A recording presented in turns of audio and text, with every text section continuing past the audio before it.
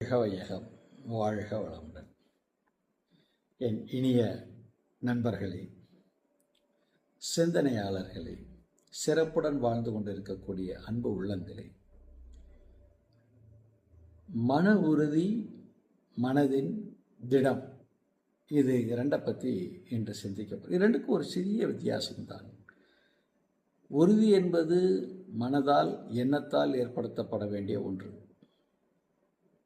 திடம் என்பது செயலால் செய்யப்பட வேண்டிய ஒன்று, தடையில்லாமல்.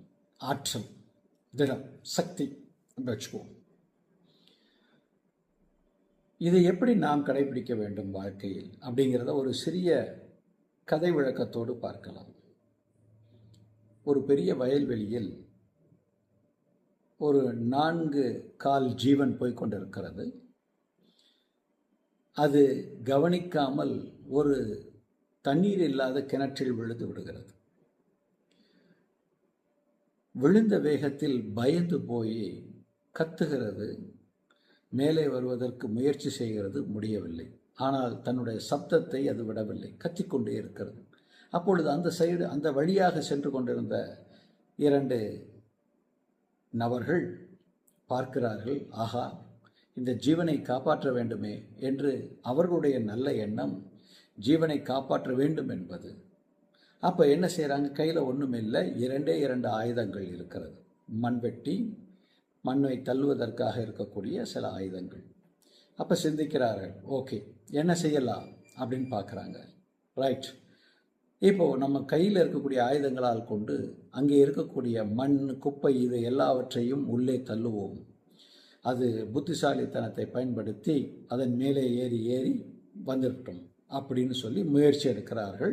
அந்த முயற்சியில் ஆரம்பித்த உடனே மேலேருந்து போடப்பட்ட குப்பைகள் தன் மேலே விழுந்த உடனே அந்த 4 கால் ஜீவன் இன்னும் மிரண்டு போய் பயந்து இன்னும் சப்தத்தை கொட்டுகிறது. சிறிது நேரத்தில் அதற்குள் ஒரு சிந்தனை. தன் மேலே விழுந்த ஒவ்வொரு குப்பையும் மண்ணும் விழுந்த வேகத்தில் கீழேயும் விழுகிறது. அப்போ அந்த இடம் கொஞ்சம் கொஞ்சமாக நிரம்பி வருகிறது. தன் கால்களை அது மேலே வைத்து பார்த்து மேலே ஏறுகிறது. அப்போ அதற்கு ஒரு நம்பிக்கை பிறக்கிறது. அப்போ மேலே இருந்து அவர்கள் அந்த குப்பையை தள்ள மண்ணையும் சேர்த்து தள்ள இது தன் மேல் விழுந்தாலும் அதை தாங்கி கொண்டு உள்ளே அதை தள்ளி அதற்கு மேலே ஏறி இப்படி செய்து மேலே வந்து வெளியேயும் வந்து விடுகிறது. இப்போ அந்த 4 கால் ஜீவனும் மகிழ்ச்சி, உதவியர்களுக்கும் மகிழ்ச்சி. இது கதை. ஆனால் இதே சிச்சுவேஷன் நமக்கு ஏற்பட்டால் நாம் என்ன செய்வோம் அப்படிங்கிறது தான் இந்த இடத்துல. இப்போது நாம் இருக்கிறோம், நாம் ஒரு சூழ்நிலையில் இருக்கிறோம். அந்த சூழ்நிலையில் ஒரு செயல் செய்து கொண்டிருக்கும் போது நமக்கு பல இன்னல்கள் வரலாம், இடையூறுகள் வரலாம். இன்னல்கள் சொல்லாலும் இடையூறு செயலாலும் வரலாம். அப்போ இந்த இன்னல் வரும்போது மனதில் உறுதி வேண்டும், சமாளிக்கக்கூடிய உறுதி. இடர் வரும் பொழுது அதை செயலில் தடை ஏற்படாமல் செயல்படுத்துவதற்குண்டான சக்தியையும் கொடுக்க வேண்டும். எப்படி எடுக்க வேண்டும்? சிந்திக்க வேண்டும். என்ன சிந்தனை வேண்டும்?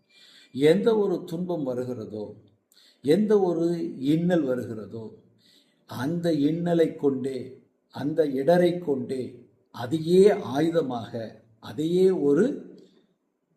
ஒரு டூல் என்று சொல்லக்கூடிய ஆயுதமாக பயன்படுத்தி அதன் மூலமாகவே மேலே வருவதற்குண்டான மன உறுதியும், செயலில் எந்த ஒரு இடையூறு வராமல் பார்த்துக்கொள்வதற்குண்டான திடமும் வைத்துக்கொள்ள வேண்டும். அப்போ என்ன அர்த்தம் இதிலிருந்து நாம் தெரிந்து கொள்ள வேண்டும் என்றால், எப்பேற்பட்ட ஒரு சூழ்நிலையாக இருந்தாலும் சூழ்நிலையால் நாம் அஞ்சாமல் அந்த சூழ்நிலைக்கு நம்மை உட்படுத்தி கொண்டு நம் மனதில் உறுதியாகவும் நமது நோக்கத்தில் திடமாகவும் இருந்து ஆற்றலை விரயம் பண்ணாமல் செயல்படுத்தி கொண்டே வந்தோம் என்றால் சூழ்நிலை கைதியாக நாம் மாற மாட்டோம், சூழ்நிலையை பயன்படுத்தக்கூடியவர்களாக மாறுவோம். அப்போ மன உறுதியும் மன திடத்தினாலும் சூழ்நிலையை பயன்படுத்தக்கூடியவர்களாக நாம் உயர வேண்டுமே தவிர சூழ்நிலை கைதியாக மாறக்கூடாது என்ற ஒரு சிந்தனையோடு உங்களை வணங்கி வாழ்த்தி வாழ்க வளமுடன் என்று நிறைவு செய்கிறேன். வாழ்க வளமுடன். வாழ்க வளமுடன்.